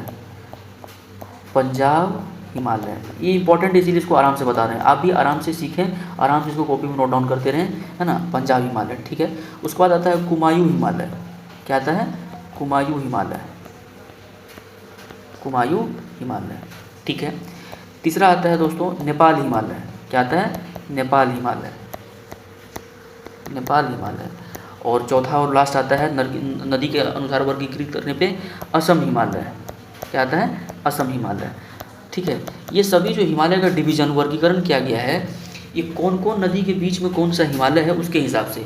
अगर आप लिखें, मैं बता रहा हूँ क्योंकि जगह की कमी है यहाँ पे पंजाब हिमालय की बात करें अगर, तो सिंधु और सतलज नदी के बीच में जो हिमालय है, सिंधु और सतलज नदी के बीच में जो हिमालय है वो पंजाब हिमालय है। ठीक है, कोई दिक्कत नहीं। सतलज और काली नदी के मध्य जो है, सतलज और काली नदी के मध्य जो है वो कुमायूं हिमालय है। सतलज और क से काली पकड़िए, क से कुमायूं हिमालय सतलज और काली नदी के, और काली और तीस्ता नदी के बीच में जो है वो नेपाल हिमालय है, और तीस्ता और देहांग नदी के बीच में जो है वो असम हिमालय है। कोई दिक्कत, आप इसको लिख लेंगे, आप इसको क्या करेंगे, लिख लेंगे, और नदी का भी नाम लिखेंगे और इसको दिमाग में रखेंगे। ये सवाल बार बार हर एक एग्जाम में, एसएससी हो, सीजीएल, सीएचएसएल, एमटीएस, जीडी हो या बीपीएससी हो, ये वगैरह में, बिहार एसएससी हो, ये पूछा ही जाता है अक्सर। ठीक है, तो आप इसको थोड़ा ज़्यादा तवज्जो देंगे। आगे बढ़ते हैं, इसका आंसर आप ऑप्शन नंबर ए लगा दिए होंगे। ठीक है, आगे अपन पढ़ते हैं भाई। कह रहा है कि परमाणु ऊर्जा संयंत्रों में विद्युत उत्पन्न करने के लिए किस समस्थानी का उपयोग किया जाता है। अच्छा, किस समस्थानी का उपयोग किया जाता है, आपको पता है दोस्तों, परमाणु ऊर्जा संयंत्र में, है ना, न्यूक्लियर पावर प्लांट में इलेक्ट्रिसिटी प्रोड्यूस जनरेट करने के लिए यूरेनियम का 235 समस्थानी मतलब आइसोटोप है ना, समस्थानी, है ना, यूरेनियम का 235 यूज किया जाता है ना। ये बहुत ही रेयर एलिमेंट है दोस्तों, ये बहुत ही रेयर एलिमेंट है दोस्तों। आपको जान के हैरानी होगी कि यूरेनियम 235 जो है ये हमारे नेचर में मात्र 0.71% पाया जाता है, 1% भी नहीं है ना। बहुत ही रेयर है लेकिन बड़ा खतरनाक होता है दोस्तों। आगे बढ़ें, कह रहे राज्यसभा के 1/3 सदस्य अवकाश ग्रहण करते हैं प्रत्येक कितने वर्ष के पश्चात। सवाल कह रहा है कि राज्यसभा के 1/3 यानी 1/3 मेंबर जो है वह रिटायर हो जाते हैं कितने वर्षों के बाद। ठीक है, तो हर एक 2 वर्ष पे राज्यसभा के 1/3, है ना, 1/3 मेंबर जो हैं वो क्या होते हैं, अवकाश ग्रहण करते हैं। ठीक है, कोई दिक्कत नहीं है। राज्यसभा में जाने के लिए न्यूनतम आयु कितना है, मैंने ये भी बता रखा है, 30 वर्ष है दोस्तों, है ना। विधान परिषद में भी जाने के लिए कितना है, 30 वर्ष है। और राज्यसभा जो दोस्तों ये अस्थाई सदन है, ये कभी भंग नहीं होता दोस्तों। लोकसभा स्थायी सदन नहीं है, राज्यसभा एक अस्थाई सदन है। और यहाँ का जो मेंबर है, यहाँ का जो सदस्य होता है, उनका कार्यकाल 6 वर्षों का होता है। कितने वर्षों का होता है, 6 वर्षों का होता है, ये भी आप याद रखेंगे। कह रहे प्रसा, है ना, यानी प्रसा मतलब यहाँ पर्सिया की बात कर रहे हैं, है ना, पर्सियन, है ना, जर्मनी के पास है प्रसिया, जर्मनी है बेसिकली। पर्सिया के राजा विलियम प्रथम को कहाँ जर्मनी का सम्राट घोषित किया गया था। इसका उत्तर है वर्सा मतलब समझ रहे हैं, वर्सा मतलब पोलैंड की राजधानी वर्सा है, पोलैंड की राजधानी, है ना, पोलैंड की राजधानी क्या है, वर्सा है। ठीक है, आगे बढ़ें। कह रहे कि ट्रायंगल ABC तथा ट्रायंगल PQR में BC बराबर PQ है और एंगल C बराबर एंगल Q है, तो दोनों त्रिभुज भुजा स्वयं सिद्धि के सर्वांग सम होंगे। यदि क्या होगा, कुछ नहीं करना है भाई, आराम से पहले जो दिया हुआ है उसको आराम आँख मूंद करके बनाइए ना, उसके बाद देखा जाएगा। ट्रायंगल ABC दे रखा है तो ट्रायंगल ABC आप बना लीजिए, और एक ट्रायंगल PQR दे रखा है तो वो भी बना लीजिए। क्या ऐतराज़ इसमें, PQR भी बना लीजिए, बिना टेंशन लिए PQR बना लिए। अच्छा, कह रहा है कि एंगल C बराबर एंगल Q है, मतलब ये एंगल बराबर ये है, बहुत बढ़िया है तो है। और BC बराबर PQ है, यानी ये साइड बराबर PQ है। कहाँ है, ये साइड है। अच्छा, ये साइड बराबर ये साइड है, कोई दिक्कत नहीं। अब कह रहा है कि भुजा कौन भुजा मतलब SAS।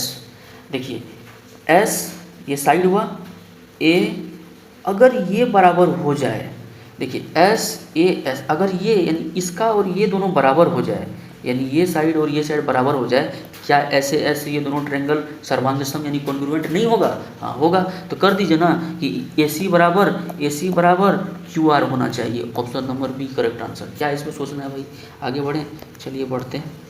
कह रहा है कि निम्न में से कौन सा ऊर्जा का मात्रक नहीं है, मतलब एनर्जी। देखिए किलोवाट आवर तो एनर्जी का है, याद कर लीजिए। ये पूछता है कि किलोवाट आवर किसका मात्रक है, ये ऊर्जा का है। ये किसका है, ऊर्जा का मात्रक है।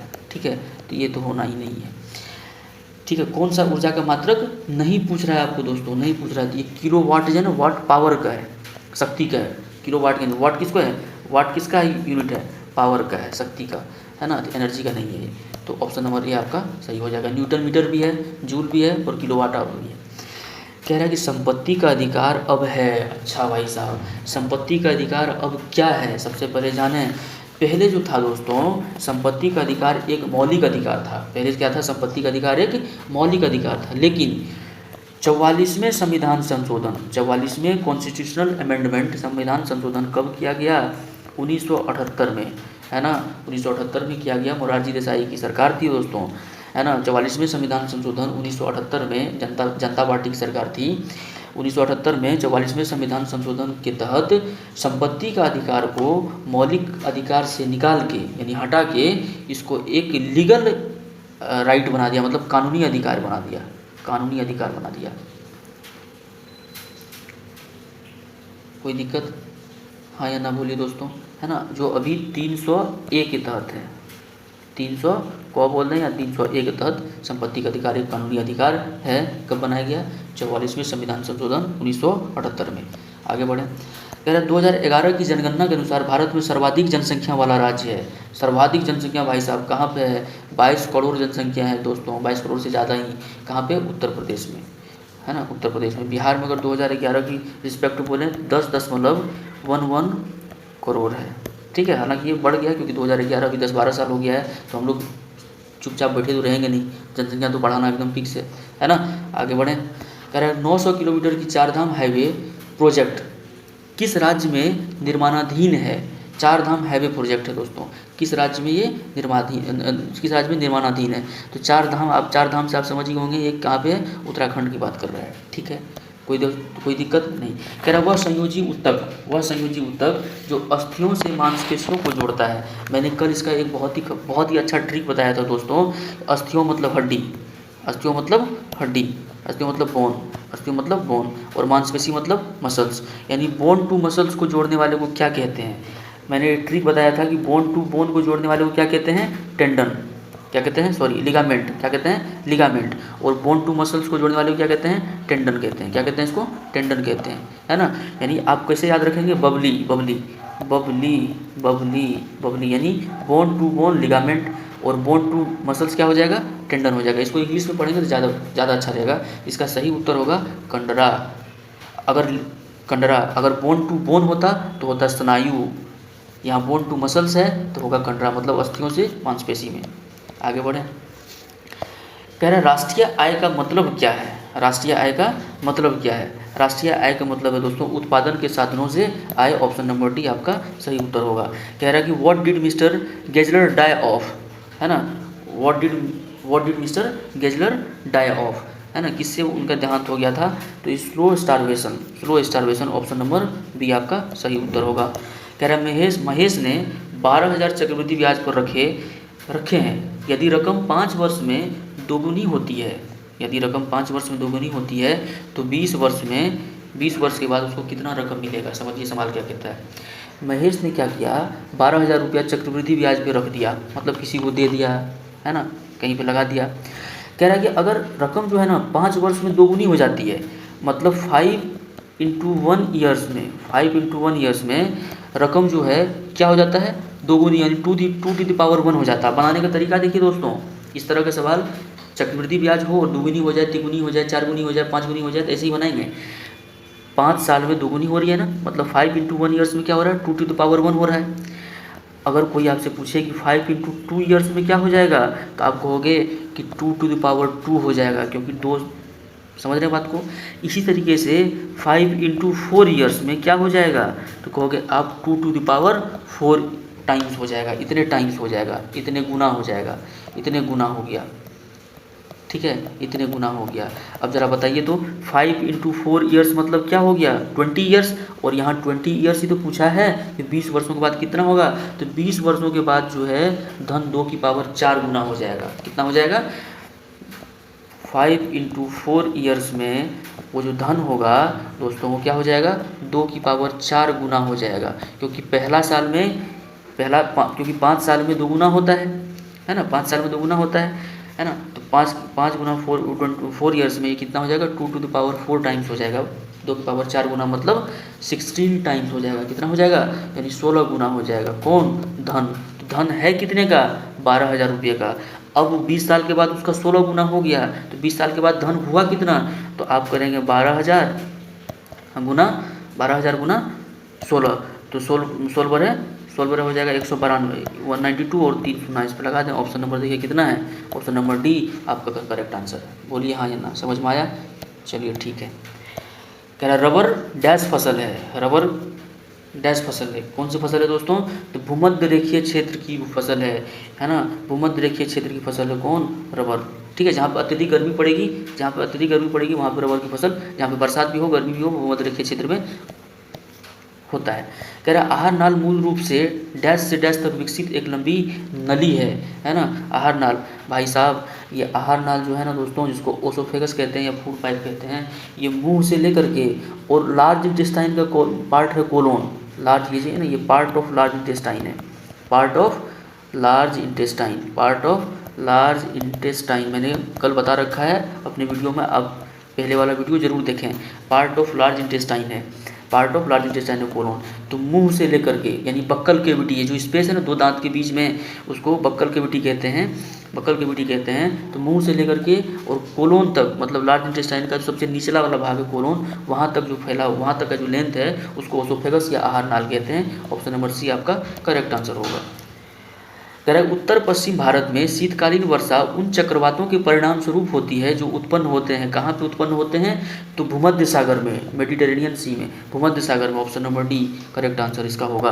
कह रहा है एक डैश द्वारा बना प्रतिबिंब हमेशा आभासी, सीधा एवं अत्यधिक छोटा होता है, अत्यधिक छोटा होता है। ऑप्शन नंबर बी उत्तर दर्पण की बात कर रहा है, ऑप्शन नंबर बी करेक्ट होगा इसका। कह रहा है कि विदेशी निवेश कहलाता है, विदेशी निवेश कहलाता है बहुराष्ट्रीय निगमों द्वारा किया गया निवेश, विदेशी निवेश है ना, मल्टी, जब बहुत ज़्यादा देश जो है ना आपको निवेश करने लग जाए, बहुराष्ट्रीय निगमों द्वारा किया गया निवेश जो है विदेशी निवेश कहलाता है। ऑप्शन नंबर डी करेक्ट होगा आपका। कह रहा है अगला सवाल है हमारा कि प्रथम टीका विकसित किया गया, प्रथम टीका विकसित किया गया एडवर्ड जेनर के द्वारा विकसित किया गया दोस्तों, चेचक का टीका था जो कि प्रथम टीका था। ऑप्शन नंबर बी आपका करेक्ट आंसर होगा। कह रहा है लोकसभा अध्यक्ष अपना त्यागपत्र किसे प्रस्तुत करते हैं, तो लोकसभा अध्यक्ष अपने त्यागपत्र लोकसभा उपाध्यक्ष को प्रस्तुत करते हैं। राष्ट्रपति किसको करते हैं, उपराष्ट्रपति को, उपराष्ट्रपति किसको करते हैं, राष्ट्रपति को, और प्रधानमंत्री किसको करते हैं, राष्ट्रपति को। समझ में आया, आगे बढ़ें। कह रहा है 26 नवंबर जाना जाता है, 26 नवंबर में क्या है, नेशनल लॉ डेज कहते हैं, राष्ट्रीय विधि दिवस के रूप में मनाया जाता है 26 नवंबर, राष्ट्रीय विधि दिवस के रूप में मनाया जाता है 26 नवंबर। ऐसा क्यों, क्योंकि 26 नवंबर को ही हम लोग दोस्तों बोलते हैं संविधान दिवस, क्या बोलते हैं इसको, संविधान दिवस। ठीक है, कॉन्स्टिट्यूशनल डे है ना। आगे बढ़ते हैं भाई, 62 नंबर के बाद कह रहा है कि एक सिक्के को 40 बार उछाला जाता है तथा निम्नलिखित परिणाम आते हैं। सिक्के को उछाला जाता है भाई 40 बार है ना, सिक्के को उछाला जाता है 40 बार। अब कह रहा है कि परिणाम क्या आते हैं, तो चीत आता है 17 बार और पट आता है 23 बार। ठीक है, तो कह रहा है सिक्के की एक उछाल में चीत आने की प्रायिकता कितनी है, तो टोटल कितने बार उछाले आपने, 40 बार। नंबर ऑफ आउटकम जो कि चीत कितना आया 17, तो यही ऑप्शन आंसर होगा 17/40। कोई ऑप्शन, सारा ऑप्शन देखिए। अच्छा ये वाले ऑप्शन में सबसे ज़्यादा फायदा क्या है पता है आपको, साला कुछ लगा दो आंसर सही होगा, क्योंकि ऑप्शन में कुछ लिखा हुआ ही नहीं है। 17/40 का करेक्ट आंसर होगा दोस्तों। ठीक है, प्रोबेबिलिटी है, मैंने ये सब बता रखा है पिछले वाली वीडियो में। कह रहा है कि सुंदरबन राष्ट्रीय उद्यान भारत के किस राज्य में स्थित है ना, तो पश्चिम बंगाल में है, गंगा और ब्रह्मपुत्र द्वारा बना गया है भाई साहब, वहाँ एक डेल्टा भी है, सुंदरबन का डेल्टा। आगे बढ़ें, उपराष्ट्रपति का कार्यकाल कितना होता है, उपराष्ट्रपति का कार्यकाल कितना होता है भाई साहब, 5 वर्ष का होता है उपराष्ट्रपति का कार्यकाल। 6 वर्ष ना लगा देना, क्योंकि उपराष्ट्रपति क्या होते हैं दोस्तों, क्योंकि उपराष्ट्रपति क्या होते हैं दोस्तों, राज्यसभा के पदेन सभापति होते हैं, राज्यसभा के पदेन सभापति होते हैं है ना, लेकिन इसका कार्यकाल 5 वर्ष का होता है। उपराष्ट्रपति का जो व्याख्या है यानी वर्णन है अनुच्छेद 63 में किया गया है हमारे भारतीय संविधान में। आगे बढ़ते हैं, कह रहा है कि वायुमंडल में स्थित ओजोन सूर्य से आने वाली डैश विकिरण को, अरे भाई अल्ट्रावायलेट रे है, इस पर क्या सोचना है भाई, पराबैंगनी। ऑप्शन नंबर बी सही होगा। कह रहा है मनरेगा के अंतर्गत देश के ग्रामीण क्षेत्रों में कितने दिन काम दिया जाता है, मनरेगा के तहत देश के ग्रामीण क्षेत्रों में 100 दिनों का काम देने की गारंटी दी जाती है। ऑप्शन नंबर सी आपका करेक्ट होगा। कह रहा है who was build the story the eyes are not here, है ना, the eyes are not here, इसका आंसर होगा option number A the narrator. ठीक है, कह रहे किस समूह में बादल के पर्याय हैं, आपको बादल के पर्यायवाची आपको ढूंढना है। बादल के पर्यायवाची क्या है, वारिद, नीरद और पायोद। Option number B. कह रहा है, अगला क्वेश्चन कह रहा है कि विश्व में किस देश में सर्वप्रथम लिखित संविधान लागू हुआ था। लिखित संविधान लागू हुआ था दोस्तों अमेरिका में। लिखित संविधान लागू हुआ था अमेरिका में। ब्रिटेन के पास दोस्तों लिखित संविधान नहीं है ना, ब्रिटेन के पास लिखित संविधान नहीं है।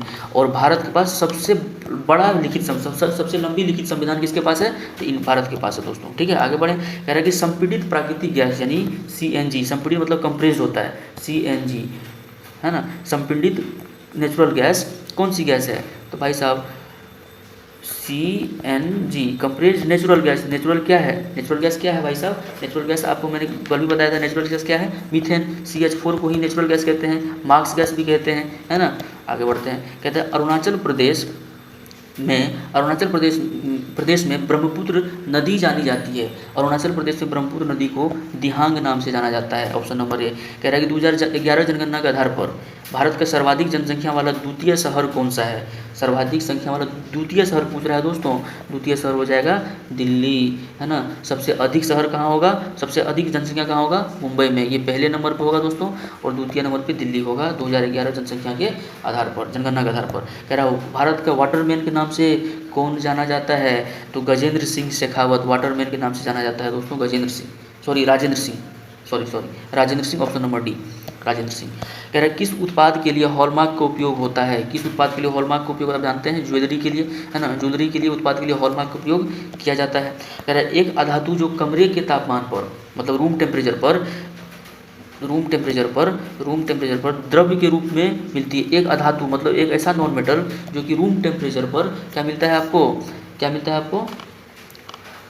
द्रव यानी लिक्विड फॉर्म मिलता है, ब्रोमीन मिलता है आपको, है ना, ब्रोमीन मिलता है। ऑप्शन नंबर डी आप करेक्ट होगा। आगे बढ़े। कह रहे what does crescent refer to in the poem thinner than a crescent. ठीक है, तो इसका सही उत्तर होगा option number B, the moon. आगे बढ़ते हैं दोस्तों। कहता है कि डैश पादप की पत्तियाँ बीड़ी बनाने की उपयोग में आती है। भाई साहब बीड़ी जो फूकते हैं ना लोग, उनके पत्तियाँ कौन से पौधे हैं, कौन से पौधे की पत्तियाँ बीड़ी बनाने में उपयोग आती है। इसका ऑप्शन है ऑप्शन नंबर डी, तेंदुके। किसके, तेंदुके। कह रहा निम्नलिखित में से किस स्थान पर भारत में सर्वाधिक वर्षा दर्ज की जाती है ना। मासिनराम में की जाती है दोस्तों, मेघालय में मासिनराम। ऑप्शन नंबर ए। कह रहा है कि उस एजेंसी का नाम जिसके मार्फत सरकार बफर स्टॉक के लिए खाद्यान्न खरीदती है वह क्या है ना, जिसके माध्यम से वह है भारतीय खाद्य निगम, food corporation limited. Option number A, भारतीय खाद्य निगम। कह रहा है उस एजेंसी का नाम जिसके मार्फत सरकार बफर स्टॉक के लिए खाद्यान्न खरीदती है। बफर स्टॉक मतलब एक्स्ट्रा स्टॉक, है ना, एक्स्ट्रा स्टॉक कि इमरजेंसी में कभी काम देते, उसको बफर स्टॉक कहते हैं दोस्तों। एक्स्ट्रा स्टॉक किस मार्फत से खरीदती है, तो भारतीय खाद्य निगम। ऑप्शन नंबर ए सही होगा। कह रहा है मेरुरज्जु को सुरक्षा प्रदान की जाती है। ऑप्शन नंबर ए होगा इसका कशेरुक दंड द्वारा, है ना, कशेरुक दंड द्वारा, वर्टिब्रा द्वारा भाई साहब। ऑप्शन नंबर ए करेक्ट होगा। आगे बढ़ते हैं। कह रहा है भारत माता कविता के रचनाकार कौन है। भारत माता कविता के रचनाकार हैं Sumitranandan Pant ji. Option number B आपका सही उत्तर होगा। कह रहा है एक वस्तु का अंकित मूल्य 80 रुपया है। कह रहा है एक वस्तु का अंकित मूल्य 80 रुपया है। यदि वह 72 रुपया में बेची गई तो प्रतिशत छूट के, अभी मैंने बताया था क्या करना है आपको, MP माइनस SP करना है। तो 8 रुपया हो गया, MP माइनस SP किया 8 रुपया हो गया, और MP नीचे रखेंगे और प्रतिशत छूट निकाला तो करेंगे तो भाई साहब खत्म हो गया 10%। ऑप्शन नंबर सी आपका करेक्ट आंसर हो गया। ठीक है, आगे बढ़ें। कह रहा है मैं नीर भरी दुख की बदली कविता महादेवी वर्मा के किस काव्य संग्रह में संकलित है ना। तो ऑप्शन नंबर ए आपका सही उत्तर होगा, यामा, है ना। ऑप्शन नंबर ए होगा आपका यामा। कह रहा है कि 4000 की राशि 2 वर्षों के लिए 5% प्रति वर्ष ब्याज की दर से दी जाती है। चक्रवृद्धि ब्याज और सरल ब्याज के बीच अंतर ज्ञात करना है आपको। अच्छा भाई, 4000 रुपया है, 2 साल के लिए आप दे रहे हैं, 5% रेट ऑफ इंटरेस्ट है। 5% का मतलब होता है दोस्तों 1/20। तो इसका भी 1/20 निकालिए आप। 1/20 आप निकालेंगे तो क्या आ जाएगा, 200 हो जाएगा। ये भी 200 हो जाएगा। फिर इसका 1/20 निकालेंगे, कितना आ जाएगा, 20 आ जाएगा। अब देखिए, अगर आपसे आंसर निकल गया दोस्तों, कितना सिंपल ट्रिक है, आंसर निकल गया। अगर आपसे पूछे कि CI और SI में डिफरेंस क्या है, तो ये जो आया है ना दोस्तों, यही है CI और SI में डिफरेंस। ये जो आया है CI और SI में डिफरेंस, है ना। या आप ऐसे करेंगे इसको, या ऐसे बनाए दोस्तों, सबसे आसान तरीका है, ये समझ में आ जाएगा क्योंकि वो तरीका आपको बताया नहीं है ना। अगर आपको 2 वर्ष के लिए, समझिए, अगर आपको 2 वर्ष के लिए CI और SI के बीच का अंतर निकालना हो तो उसका सबसे आसान तरीका है आप लगाएं P × R/100 to the power T। Time कितना है? 2 वर्ष, 2 वर्ष के लिए सबसे आसान तरीका ये आप रट लें। अगर 2 वर्ष के लिए आपको CI और यानी difference between CI minus SI इन 2 ईयर्स, 2 साल के लिए अगर निकालना हो आप ये फॉर्मूला रखें, P × R/100 to the power जितना 2 है 2 साल के लिए। P कितना है? 4000। P कितना है? 4000 इंटू R कितना है? 5/100 गुना 5/100। क्यों? क्योंकि स्क्वायर है। ये 2 जीरो खत्म हो गया, ये 1 जीरो खत्म हो गया, 5 यहाँ 2 खत्म हो गया, ये 2 खत्म हो गया, गुना करेंगे 5 × 10, यानी ऑप्शन नंबर ए आपका करेक्ट होगा। ठीक है, आगे बढ़ते हैं। कह रहा है खरीफ की कौन सी फसल पशुओं के चारे के रूप में उपयोग ली जाती है? खरीफ की कौन सी फसल जो है पशुओं के चारे के रूप में उपयोग की जाती है दोस्तों? यह है ज्वार और बाजरा। क्या है ये? ज्वार और बाजरा। मैंने इसको बड़े अच्छे तरीके से रबी और खरीफ फसल को पिछले वाले वीडियो में समझा रखा है। आगे बढ़ते हैं। कह रहा है कि माली मालकिन में समास है। माली मालकिन में समास क्या है दोस्तों? तो द्वंद्व समास है, ऑप्शन नंबर सी। माली और मालकिन में समास क्या है? मालिन में द्वंद्व समास, ऑप्शन नंबर सी। कह रहा है निम्नलिखित में से कौन सा रासायनिक परिवर्तन नहीं है? रासायनिक परिवर्तन नहीं है, इसका हो जाएगा option number correct, option number C उत्तर होगा इसका करेक्ट। आगे बढ़ें। कह रहा है कि भारत सरकार का प्रथम लीगल ऑफिसर है, लीगल ऑफिसर है दोस्तों, प्रथम लीगल ऑफिसर है भारत सरकार का। अनुच्छेद 76 के तहत इसके बारे में वर्णन किया गया है संविधान में, भारत का महान्यायवादी, अटॉर्नी जनरल ऑफ इंडिया। आगे बढ़ें। भारत में प्रथम रेलगाड़ी मुंबई से, आपको पता ही है, 1853 में चला गया था मुंबई से थाने। आगे बढ़ते हैं। कहते हैं पद्मश्री रामचंद्र मांझी डैश के लिए प्रसिद्ध हैं भाई साहब? रामचंद्र मांझी जो हैं ये लोक नृत्य, बिहार के रहने वाले दोस्तों, लोक नृत्य के लिए प्रसिद्ध हैं। कह रहा है जलालगढ़ किला बिहार के किस जिले में स्थित है दोस्तों? तो ये जलालगढ़ किला जो है दोस्तों पूर्णिया में, जलालगढ़ किला जो दोस्तों ये पूर्णिया में स्थित है, जलालगढ़ किला, ठीक है, पूर्णिया में स्थित है। कह रहा है भारत सरकार की तरफ से करेंसी नोट कौन सी एजेंसी जारी करती है? भारतीय रिजर्व बैंक। कौन जारी करती है दोस्तों करेंसी नोट? भारतीय रिजर्व बैंक। सामाजिक न्याय क्या दर्शाता है? सामाजिक न्याय क्या दर्शाता है? बिना किसी सामाजिक भेदभाव के सभी नागरिकों के साथ समान व्यवहार करना ही सामाजिक न्याय दर्शाता है। ऑब्वियस सी बात है दोस्तों। कह रहा है वह राज्य युग में जहाँ कटीले वन तथा झाड़ियाँ पाई जाती है वह कौन सा है? आपको कटीले वन जहाँ झाड़ियाँ पाई जाती है वो राज्य आपको चूज करना है भाई साहब। गुजरात और राजस्थान, क्योंकि रेगिस्तान है भाई साहब, तो कटीले वन ही पाए जाएंगे ना। बोलिए हाँ या ना। आगे बढ़ते हैं। कह रहा है प्रसिद्ध गीत सारे जहाँ से अच्छा की रचना किसने की थी? है ना, किसने की थी? सारे जहाँ से अच्छा रचना किसने की थी? तो मोहम्मद इकबाल साहब ने करी थी, मोहम्मद इकबाल साहब ने करी थी। कह रहा है कि किस क्षेत्र में कामगार को रोजगार की सुरक्षा मिलती है भाई साहब? तो ये ऑर्गेनाइज सेक्टर में, संगठित क्षेत्र में, ऑप्शन नंबर ए इसका सही उत्तर होगा। कह रहा है प्लास्टर ऑफ पेरिस बनाया जाता है, प्लास्टर ऑफ पेरिस बनाया जाता है दोस्तों जिप्सम से। प्लास्टर ऑफ पेरिस बनाया जाता है दोस्तों जिप्सम से। जिप्सम का फॉर्मूला क्या होता है दोस्तों? CaSO4.2H2O। जब इसको आप हीट करते हैं ना दोस्तों तो ये प्लास्टर ऑफ पेरिस बन जाता है। जब आप इसको हीट करते हैं तो प्लास्टर ऑफ पेरिस बन जाता है। ये है जिप्सम। ये क्या है? जिप्सम। याद रखिएगा दोस्तों, जब आप इसको हीट करेंगे, आपने इसको क्या करा? हीट करा, है ना, आपने इस पर तापमान दिया, तो फॉर्मूला जो बनेगा क्या बनेगा? CaSO4.12H2O अगर बन गया दोस्तों, यही है plaster of Paris, POP plaster of Paris. और ये क्या है? जिप्सम। ये क्या है? Plaster of Paris. आगे बढ़ें, है ना। कह रहा है हमारी नींद कविता के कवि कौन है? तो Virendra Dangwal, Virendra Dangwal, option number A आपका करेक्ट आंसर होगा, वीरेंद्र डंगवाल हमारी नींद की। कह रहा है कि fill in the correct form of verb. कह रहा है what dash at 100 degree Celsius, है ना, इसका उत्तर क्या होगा? What boils at 100 degree Celsius. तो दोस्तों इसका सही करेक्ट आंसर होगा ऑप्शन नंबर बी। तो ये था हमारा आज का 100 प्रश्न।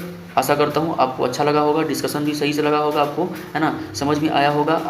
आपको अगर थोड़ी बहुत भी हेल्प हो रही होगी हमारी इस सीरीज से तो आप हमारे चैनल को ज़रूर सब्सक्राइब करें, शेयर ज़रूर करें दोस्तों अपने स्टडी रिलेटेड ग्रुप्स में, और लाइक करें और कमेंट बिल्कुल क्या करें दोस्तों, उससे पता चलता है कि आप हमारे बारे में क्या सोच रहे हैं, मैं सही कर रहा हूँ या गलत कर रहा हूँ। ठीक है, आप सभी को, है ना, मेरी तरफ से तहे दिल से बहुत बहुत धन्यवाद, बहुत बहुत शुक्रिया दोस्तों। आप हमारी वीडियो देखते हैं, इससे बहुत ज़्यादा मोटिवेशन आती है। ऐसे ही आप अपनी प्यार बनाए रखें। Thank you very much, bye bye.